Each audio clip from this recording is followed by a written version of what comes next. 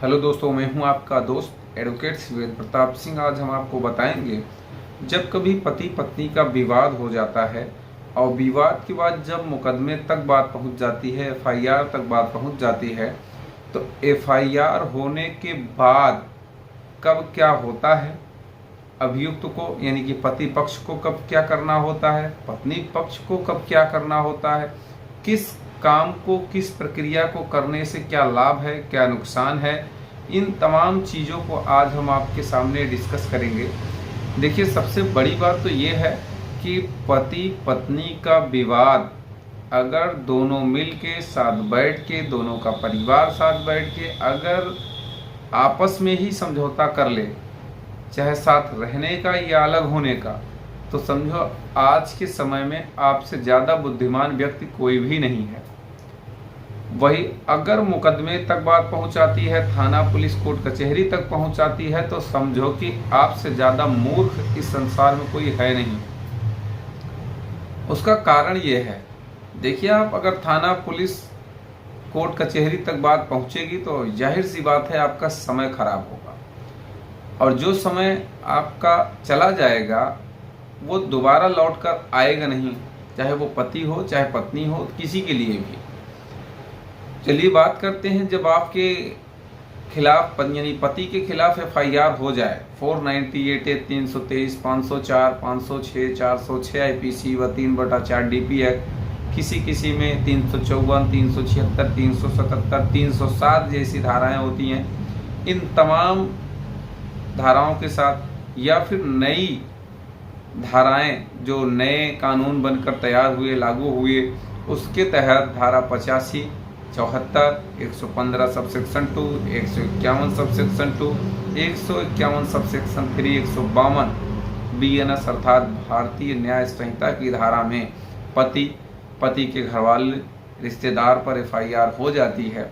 देखिए, जब कभी एफआईआर होती है, अगर नॉर्मल धारा में है यानी कि 307 376 जैसी धाराएं नहीं हैं, तो बहुत ज़रूरत नहीं है हाई कोर्ट लेवल पे आने की। अगर ये सब धाराएं हैं तो 100% आपको हाई कोर्ट आना चाहिए, वरना जेल भी चले जाएंगे आप, कोई रोक नहीं पाएगा।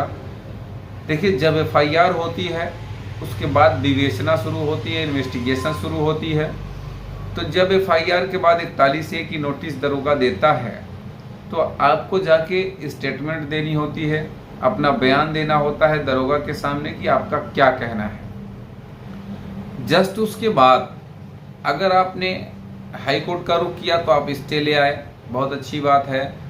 एफआईआर प्रोसेसिंग में गए तो वो हाई कोर्ट की प्रक्रिया मैं बाद में बताता हूँ, यहाँ पे पुलिसिंग की प्रक्रिया आपको बताऊंगा। देखिए, जब तक चार्जशीट नहीं फाइल है तब तक तो पुलिस आपको बरगला सकता है, बहका सकता है, डरा सकता है, धमका सकता है कि इसमें और धाराएं बढ़ जाएंगी, जेल भेज दूंगा, या इसमें धाराएं काट दूंगा, अभियुक्तों के नाम काट दूंगा, या अभियुक्तों का नाम बढ़ा दूंगा।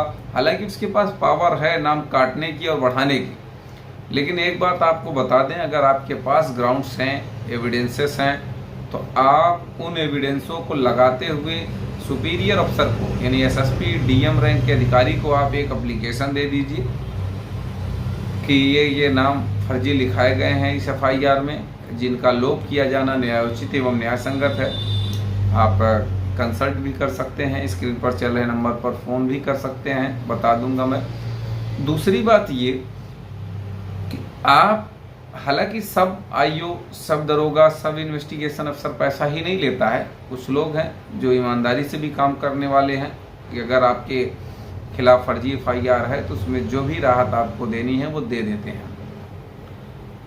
आपको 1 रुपया किसी को देने की ज़रूरत नहीं है, ना तो वकील को देने की ज़रूरत है और ना ही पुलिस को देने की ज़रूरत है। बस आप टाइम टू टाइम सही काम करिए जो कानून में प्रोविज़न दिए गए हैं उसके तहत। देखिए, जब एफआईआर हो गई है, मैं क्यों कह रहा हूँ ना पुलिस को देने की ज़रूरत है ना वकील को, भाई वकील का भी कोई काम विशेष नहीं रहता, क्योंकि थाने पे उसका क्या काम है। थाने पे वैसे भी लोग, हर वकील जाता भी नहीं है भाई, जिसको जाना है वो जाए, जो लेके जाता है जाना पड़ता है, ऐसा नहीं है भाई काम है, लेकिन ज़्यादातर लोग तो नहीं जाते हैं। भाई समय कहाँ है, कोर्ट का काम देखेगा आदमी, थाने पर पंचायत करने जाएगा। दूसरी बात ये कि जब तक चार्जशीट नहीं जाती है तब तक ये थाना की पंचायत चलती रहती है, ये आना वो आना, बार बार बुलाना, तमाम चीज़ें। जब चार्जशीट फाइल हो जाती है तो चार्जशीट फाइल होने के बाद समनिंग होता है, तब आप या तो जाके जमानत करा लेंगे। देखिए सम्मन आपको मिला तो उसके बाद आपके पास दो रास्ते हैं, या तो आप बेल करा लो, मुकदमा लड़ो, ट्रायल फेस करो, या तो समनिंग ऑर्डर और चार्जशीट की कॉपी निकाल के सीधे हाई कोर्ट जाओ, जहां आपकी हाई कोर्ट लगती है, इलाहाबाद लगती है तो इलाहाबाद, जहां भी आपकी लगती है। तो अगर आप हाई कोर्ट चले जाएंगे तो दो फायदे हैं। पहली बात तो स्टे हो जाएगा, यानी कि लोअर कोर्ट में कुछ नहीं चलेगा। दूसरा, आपको जमानत भी नहीं कराना पड़ेगा। तीसरा ये कि क्वेश भी हो सकती है चार्जशीट। हालांकि इसके पहले हमने कई वीडियो ऐसे डाले जो मानी इलाहाबाद हाई कोर्ट ने क्वेश भी कर दिया 498A को, उसमें जजमेंट वगैरह भी हमने दिया। और एक ऐसा भी वीडियो है जो FIR से लेकर सजा तक का प्रोविजन मैंने उसमें बताया है, वो आप देख सकते हैं। अब एक सवाल और बचता है कि हमें हाई कोर्ट क्या FIR स्टेज पे भी जाना चाहिए। देखिए FIR स्टेज पे आप जा सकते हैं, अगर आपको संतोष है गिरफ्तारी नहीं होगी, आपको भरोसा है गिरफ्तारी नहीं होगी, या आप कोई रिस्क नहीं लेना चाहते तो आ जाओ, स्वागत है, हाई कोर्ट आने में कोई दिक्कत नहीं है। लेकिन अगर नॉर्मल धाराओं के साथ है तो बहुत ज़रूरत नहीं है कि आप हाई कोर्ट से स्टे लो, क्वेशिंग में आओ, क्योंकि FIR स्टेज पे FIR क्वेश भी नहीं होती। हाँ, चार्जशीट के बाद तो क्वेश हो जाती है, ये 100% क्लियर है।